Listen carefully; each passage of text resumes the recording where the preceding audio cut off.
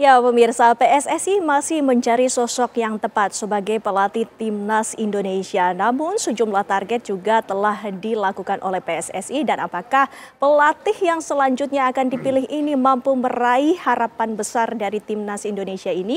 Kita akan membahasnya bersama sejumlah narasumber. Bersama saya sudah ada pengamat sepak bola Bung Tommy Welly. Selamat malam Bung Towel. Selamat malam. Sehat selalu. Sehat. Dan di sebelahnya tentunya sudah ada mantan pemain timnas Indonesia, Bung Dede Sulaiman. Selamat malam, Bung Dede. Selamat malam, Mbak Wendy. Sehat. Sehat terus pastinya.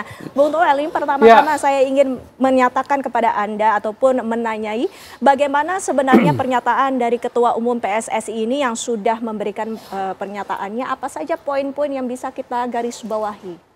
Ya, yang pertama tadi soal masa lalu. Artinya itu juga secara komunikasi supaya menyudahi polemik yang menurut saya menjadi sangat liar di media sosial terkait kegagalan, pemecatan atau Patty Kluivert dan kawan-kawan selesai, masih ada isu CLBK, ternyata kemarin dengan konferensi pers itu cintaku bertepuk sebelah tangan. Sebelah tangan ternyata. CLBK-nya ya. Karena pakai lagu, kita pakai lagu lagi. Itu satu. Kedua, dia menyatakan bahwa tidak mudah mencari sosok pengganti karena memang banyak variabel, banyak faktor. Cuma yang tadi sempat disampaikan kan ada soal persepsi dari football internasional, komunitas sepak bola internasional dengan apa yang terjadi gitu loh. Jadi itu pun perlu di-clearkan supaya situasinya, persepsinya menjadi lebih baik lah kalau dari pernyataan itu. Tapi kalau dari sudut pandang saya kenapa menjadi tidak mudah cari pelatih? Karena satu yang available, yang tersedia. Yang tersedia apakah reputasinya, CV-nya meyakinkan, kan itu. Kedua, apakah dia mau? Kan juga persoalan. Reputasinya bagus, CV-nya bagus, dia available, maksudnya belum terikat klub atau tim manapun, tapi dianya nggak mau kan bisa aja.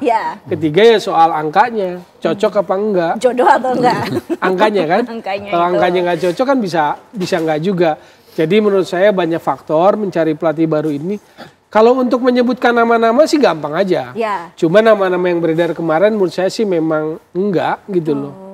Bahkan di acara talk show TV One kan tanggal 16 waktu hari itu dinyatakan Patty Kluivert kerjasamanya diputus oleh PSSI. Saya udah bilang bahwa CLBK itu enggak. Itu hanya bensin aja saya bilang. Itu bacaan saya udah mengarah ke sana di hari itu.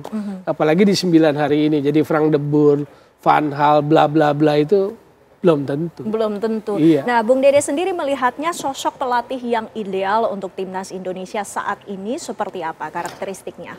Oke, kalau kita mengacu tadi pembicaraan Pak Ketua Umum, Pak Erik, bahwa ayo kita lupakan masa lalu. Saya setuju itu. Saya setuju. Karena apa? Ya kita ke depan harus lebih baik lagi. Karena apa? Kalau kita terlalu mempermasalahkan yang masa lalu yang memang sudah tidak ada peluang lagi kita ke Piala Dunia 2006, ya kita harus mencari pelatih yang betul-betul berkualitas. Kalau kita mau memang targetnya nanti di 2030. Memang harus berkualitas. Pertama itu ya. Kita lihat tadi Bung Towel lihat CV-nya benar.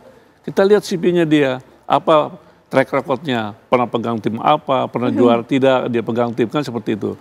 Terus yang kedua, tidak kalah pentingnya lagi, pemain. Pemain pun juga harus kita cari yang berkualitas juga. Jangan hanya pelatihnya saja yang berkualitas, tapi pemainnya tidak berkualitas. Ya sama saja, akan ketemunya ya kegagalan lagi seperti itu Mbak Windy. Artinya dalam pemain ini masih diperlukannya scouting sejak dini ataukah hanya timnas Indonesia saja? Kalau melihat pemain yang berkualitas, ya kita mesti lihat dari pembinaan. Pembinaannya kita lihat, langkah juga anak-anak itu jadi sampai di mana. Karena sekarang kita ada persiapan nih, usia 17 dan usia yang SEA Games. Nah kita bisa pantau itu, kualitas pemain-pemain itu untuk nanti ke senior. Seperti itu Mbak Windy. Ya, dalam waktu dekat ini ada pertandingan apa saja yang mungkin akan dihadapi oleh timnas Indonesia, Bung Towel? FIFA Matchday November. Iya, tapi kan dari pernyataan konferensi pers kemarin itu akan digunakan bagi timnas U23 yang persiapan SEA Games Desember. Karena SEA Games Desember dia akan digunakan untuk itu. Yang terbesar mungkin 2026 AFF, lalu 2027 di awal tahun Piala Asia. Agendanya itu. Iya. Jadi urgensinya untuk November kelihatannya tidak terlalu dianggap urgensi gitu loh. Nanti lagi sambil berproses mencari pelatih baru ini. Artinya makanya kalau pilihannya ke Timnas U23 23. itu kepelatihan masih ada dong, tidak kosong. Timnas U23 kan Indra Safri yang SEA Games. Iya. Berarti tidak perlu dikhawatirkan karena sebelumnya kan mengkhawatirkan ada kekosongan dalam kursi kepelatihan tersebut. Iya, artinya kan makanya event besarnya itu untuk senior kan AFF tahun depan 2026. Januari 2027 itu adalah Piala Asia. Jadi masih punya waktu untuk mencari gitu loh. Artinya juga Bung Dede tidak perlu dikhawatirkan juga ataupun adanya kebimbangan apakah pemain ini chemistry-nya bisa dapat, padahal pada November nanti sudah akan menghadapi FIFA Matchday yang merupakan laga yang juga tidak sembarangan gitu Bung Dede. Oke, kalau untuk pemain yang senior yang setelah dia mengikuti pra Piala Dunia, saya rasa dia lebih baik diistirahatkan aja dulu. Istirahatkan dulu biar ada konsentrasi, full kembali, baru nanti kita pergunakan kembali. Tetapi untuk yang match day, Bung Toel ya, dan Mbak Wendy, saya rasa yang persiapan SEA Games itu bisa dikedepankan, dimaksimalkan. Karena apa? Untuk menambah jam terbangnya dia nanti. Karena di SEA Games kan dia nanti bertandingnya seperti itu. Ya, dalam pembinaan juga yang disebutkan tadi untuk mungkin U17 ataupun U23 ini kan pelatihnya pelatih Indra Safri dan juga Coach Nova. Ini artinya apakah ada kemungkinan nama mereka berdua yang nanti akan diusulkan, nanti dijawab ya, Bung Toel, usai jeda pariwara berikut ini. Pemirsa, kami masih akan kembali sesaat lagi. Kita lanjutkan perbincangan kami, Bung Toel. Tadi sudah ada dua pelatih yang merupakan saat ini menangani Timnas Junior dan juga U23. Apakah nama-nama dari Coach Nova ataupun Coach Indra Safri ini bisa dipertimbangkan untuk naik kelas dan juga menangani Timnas Indonesia? Untuk definitif selamanya. Kalau selamanya saya nggak merasa bahwa sekarang waktunya. Coach Nova sekarang U17, Indra Safri U23. Apakah mereka bisa diproyeksikan untuk sekarang saat ini? Enggak. Tapi kalau untuk caretaker iya. Tapi caretaker buat apa? Wong FIFA Matchday November yang main akan tim 23 kok. Jadi untuk jangka panjang mungkin. Untuk jangka panjang mungkin. Jadi kalau kita bicara soal proyeksi membangun sepak bola, contoh Jepang, saya dalam posisi mazhab sepak bolanya ingin lihat pelatih kita yang pegang tim nasional. Tapi kelihatannya nggak sekarang. Contoh Jepang. Jepang itu seingat saya terakhir tuh Alberto Zaccheroni, Javier Aguirre. 2018 sampai sekarang nih udah mereka yang pegang. Jadi mereka itu udah sangat percaya diri bahwa mereka punya kualitas yang sama juga gitu loh. Nah, tapi untuk capai level itu memang butuh transformasi. Transformasi itu agak ditarik dikit gitu loh. Nah, sekarang siapa yang menarik kan begitu? Yang menarik di kepelatihan nasional itu siapa? Kalau kemarin kan strukturnya Belanda semua gitu. Sekarang saya nggak yakin akan menjadi sempit pintunya hanya untuk Belanda. Apalagi di jumpa pers kemarin, Direktur Teknik Alexander Zwier juga mengatakan tidak terbatas pada sebuah kewarganegaraan. Tapi feeling saya, prediksi saya akan tetap mengarah ke Eropa lah, pencarian pelatihnya gitu loh. Nah, kalau Bung Dede sendiri melihatnya seperti apa? Apakah benar track record ini dari Eropa kita sudah ketahui pengalamannya seperti apa, khususnya sepak bola di Eropa ini menjadi kiblat juga bagi untuk sepak bola di Asia tentunya. Nah, Anda melihatnya apakah karakteristik ini juga menjadi pertimbangan? Iya.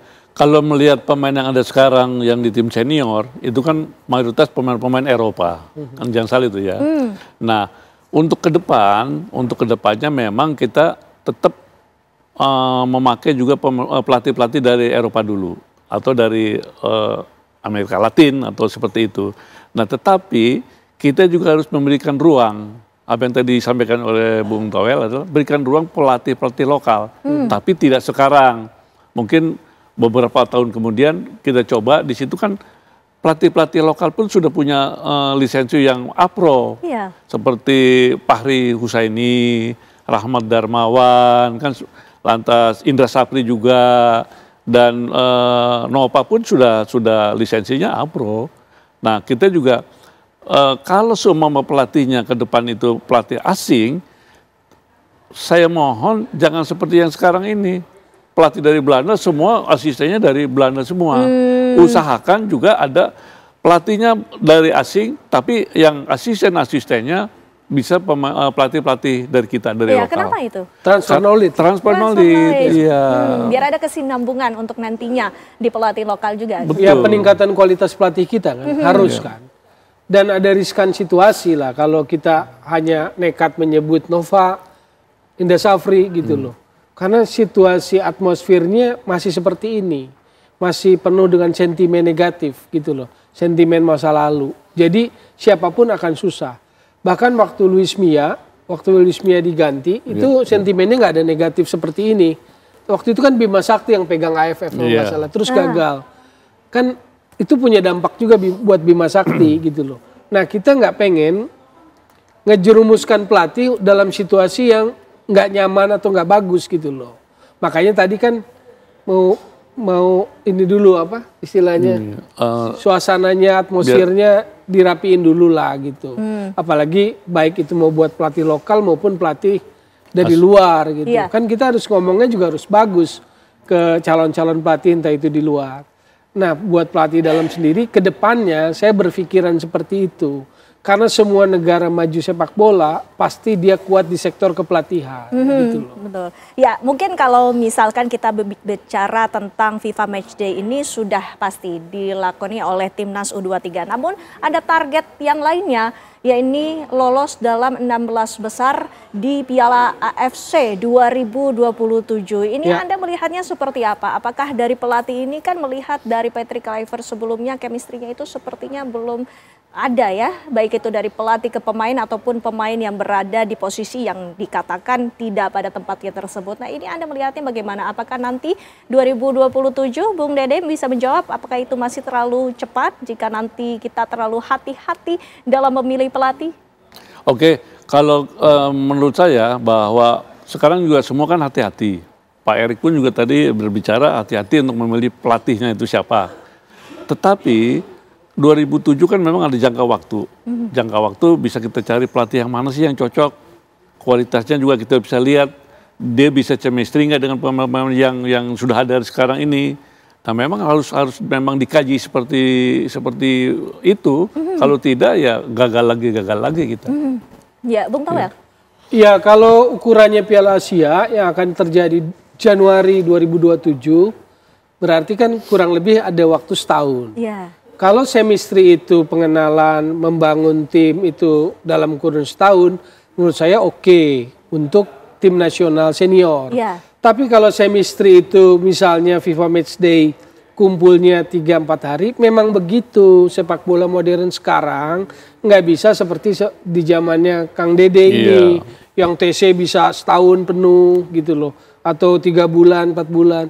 Sepak bola modern sekarang pemain tersebar di berbagai klub dan mereka berkompetisi. Jadi FIFA Matchday mereka paling berkumpul 3-4 hari. Kalau kita menyebut itu sebagai faktor chemistry menurut saya nggak tepat gitu loh. Jadi cuma 3 hari, 4 hari, enggak. Memang tuntutan sepak bola modern seperti itu. Makanya saya nggak mau menyebut itu faktor. Tapi kalau katakanlah entah Desember, entah Januari, maka berarti punya ruang waktu 1 tahun memasuki Piala Asia 2027. Jadi oke-oke aja gitu loh. 1 tahun cukup untuk bisa memahami. Berarti kan FIFA Matchday-nya Maret, Juni, September, Oktober, November digandeng deh kayaknya tahun depan. Jadi ada paling nggak 10 kali FIFA Matchday, 10 match bisa diramu lah. Ya, baik. Bung Dede, Anda melihatnya bagaimana jika nantinya PSSI sudah menunjuk pelatih dan bagaimana ini menghindari pro kontra di publik? Ya, paling tidak begini. Publik itu kan kepinginnya sepak bola Indonesia maju. Nah, pelatihnya pun betul-betul harus, tadi saya katakan dari awal bahwa harus berkualitas. CV-nya dilihat, apa track record-nya dia. Kalau itu tidak, masyarakat juga akan nanti bilang, sama juga seperti yang dulu-dulu nih. Akhirnya gagal lagi. Makanya saya bilang, kalau menunjuk pelatih asing harus betul-betul CP-nya dilihat, lantas dia presentasi visi misinya apa, targetnya apa, lantas bisa kita lihat integritasnya dia bagaimana, kompetensinya juga gimana, seperti itu. Siapapun yang nanti akan ditunjuk sebagai pelatih, tentunya kita berharap bahwa ini adalah yang terbaik bagi timnas Indonesia. Terima kasih Bung Toel, terima kasih Bung Dede sudah hadir bersama kami pada malam hari ini.